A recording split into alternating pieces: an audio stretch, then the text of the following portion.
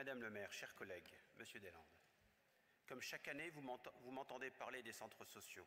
En 2021, je saluais la réactivité, la mobilisation et le travail formidable qu'avaient accompli les centres sociaux lillois pendant le Covid. J'attirais aussi, à cette époque, votre vigilance, Monsieur Deslandes, en rappelant que, même si vous étiez animé d'une très bonne volonté, les centres sociaux avaient besoin de plus d'attention et d'accompagnement. Vous retrouverez mes propos. Cela ne veut pas dire que la ville ne fait pas, bien entendu. Vous agissez. Je vous ai rappelé à 2 reprises que la moyenne nationale du fonds de roulement était de 3 mois, dont certains centres sociaux en étaient assez éloignés. Vous me répondiez en commission qu'à votre connaissance, les centres sociaux étaient en bonne santé. J'attirais tout au moins votre vigilance sur le fait que ce fonds de roulement devait être davantage conforté dans les années à venir, tout en étant bien accompagné dans les moments difficiles, un gage de sécurité et d'ambition pour permettre à nos centres sociaux de porter des projets innovants et avant-gardistes. En ces mêmes termes, j'attirais aussi votre attention sur cette nécessité d'user de votre influence pour bousculer toutes les institutions et ainsi ne pas laisser tomber nos centres sociaux. Nous leur devons bien cela et je conviens à 100% que la ville de Lille ne peut agir seule.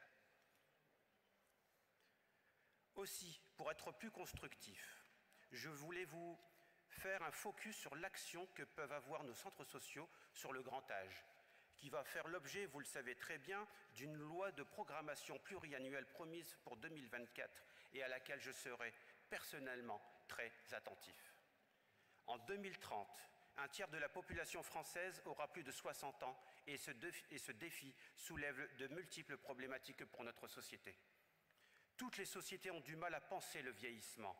Notre société n'échappe pas à cette difficulté. Beaucoup d'éléments nouveaux qui ne nous permettent plus d'avoir la même approche qu'il y a 50 ans. Alors oui, les décideurs publics dans nos départements, dans nos communes, dans nos intercommunalités, les CARSAT, les caisses complémentaires, les ARS, la CNAV, la CNSA ont un rôle à jouer. Le défi démographique nécessite de repenser la place des personnes retraitées dans notre société sans pour autant systématiser l'accueil de nos aînés dans les EHPAD, des aînés que nous serons tous demain.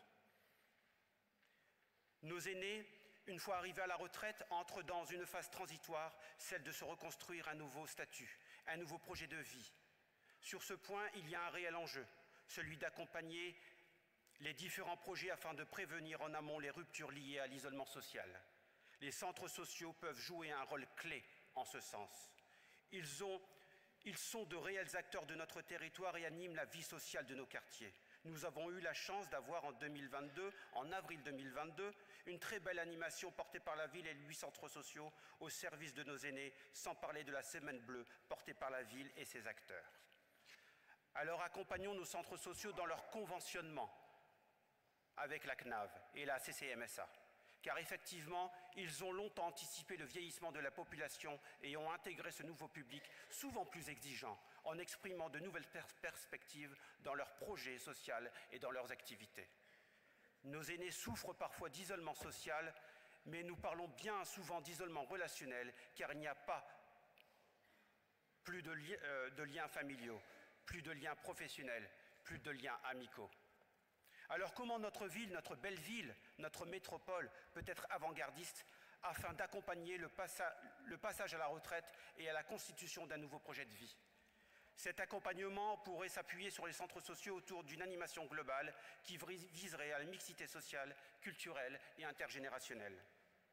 Nous pourrions aussi penser à mettre en œuvre un observatoire afin de partager les réalités locales, tant sur le point de vue des publics et caractéristiques du territoire que sur les ressources existantes. Invitons nos étudiants à participer à un concours d'idées, un concours où notre ville pourrait avoir cette fierté de remporter le lauréat du concours d'idées lancé par la CNSA, la Caisse nationale de la solidarité pour l'autonomie. Ne chassons pas uniquement les labels, mais soyons avant-gardistes. Il est important de mobiliser tous les acteurs dans un souci de développement, de coopération et de décloisonnement des acteurs sociaux. Je vous remercie.